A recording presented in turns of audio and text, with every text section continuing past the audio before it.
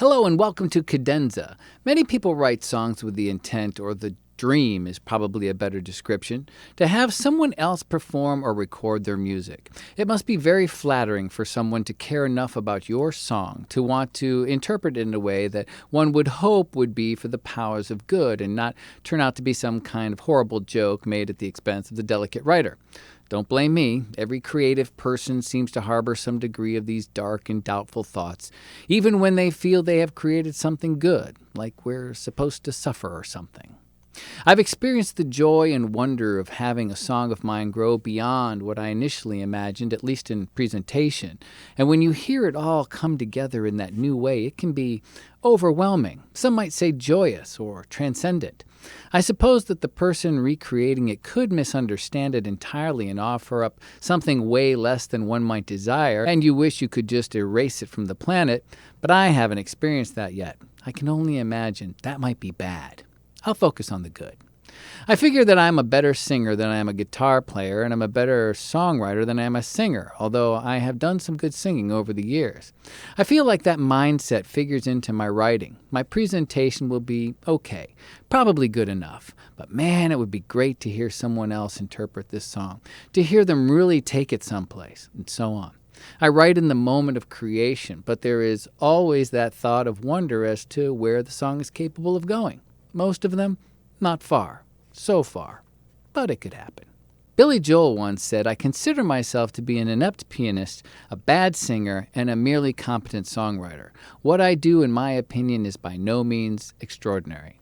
He seems to have done okay. People have done a lot worse with more. Paradoxically, I wonder then if the artist is the best judge of his, her, or their skills and abilities, because while they are looking for holes and errors, he, she, or they must also often be their own biggest cheerleaders and most staunch supporters. They must work to summon the courage to push their talents and visions forward while holding the questions of being talentless and delusional at bay. It's a wonder we get anything done at all. Today's song developed from the exploration of what goes into a road song. A road song is a song that is nearly tailor-made for listening to as you set out on the open road to get to wherever. The destination is not as important as the ride, right? And the ride is always made better by whatever special road mix you have prepared for the journey. That's just the truth. A good road song is probably 1 part related to the actual act of traveling and 15 parts existential exploration of self, all wrapped up in a decent beat. It should hook you and give you enough something to ponder as you head down your roadway of choice so that you might restart it over and over and over again to the point where it becomes a faithful traveling companion. And the beat is critical. It can't be too fast, it can't be too slow, but rather just the right tempo to keep you up, motivated, focused, and, well, driven. In my research, I find that practically everyone has some idea of what makes up a great list of road songs. There is no set standard. But some common elements do show up on various lists. If we default to the big daddy of generally accepted best of musical lists, or Billboard magazine, you find that their recent 100 best songs for the road includes Bruce Springsteen's Born to Run, Tracy Chapman's Fast Car, I Get Around by the Beach Boys, Little Red Corvette by Prince, Radar Love by Golden Earring, Dr. Dre's Let Me Ride, and more.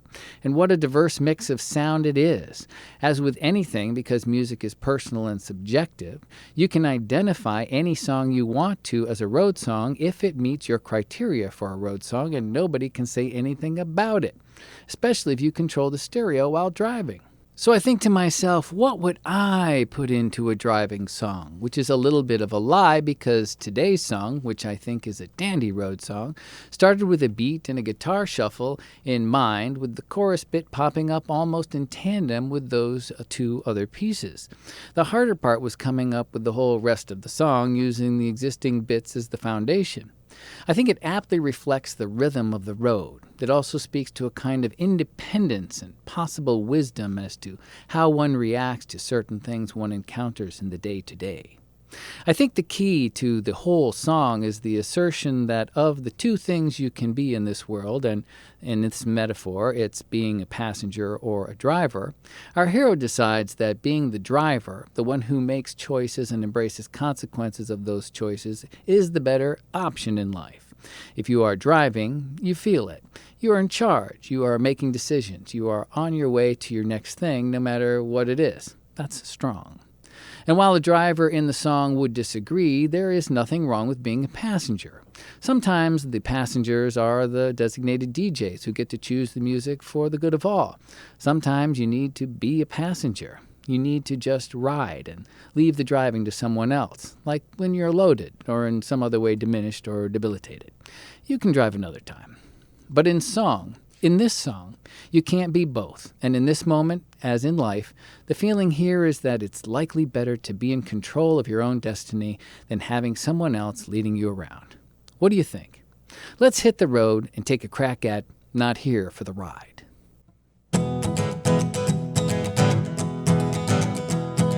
I was never relevant, my two-step out of step.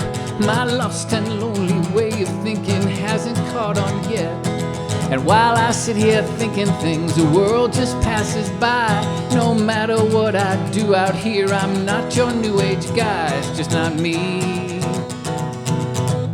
'Cause I'm not here for the ride. I'm not here for the ride. I'm not here for the ride. Think I'd rather drive.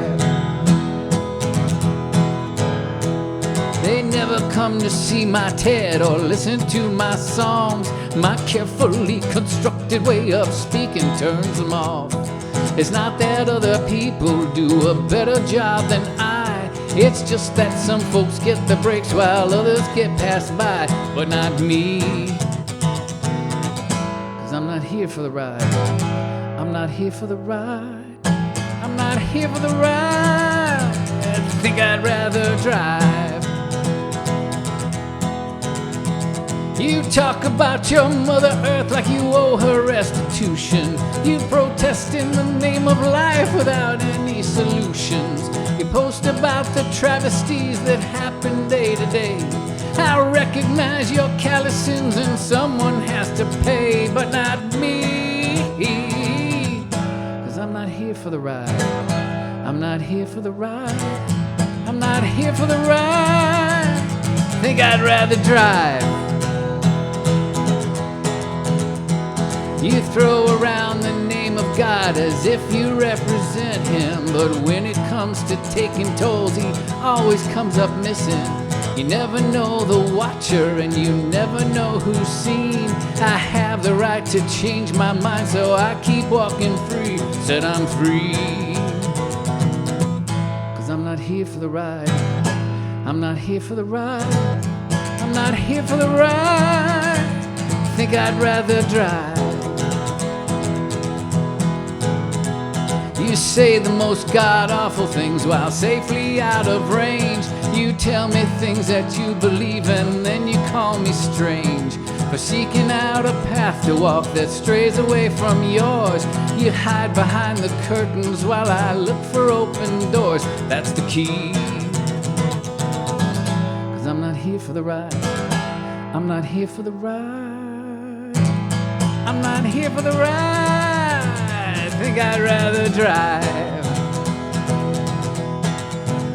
Oh, tell me one more time the tale about my evolution and how you tried to rescue me with colorful solutions.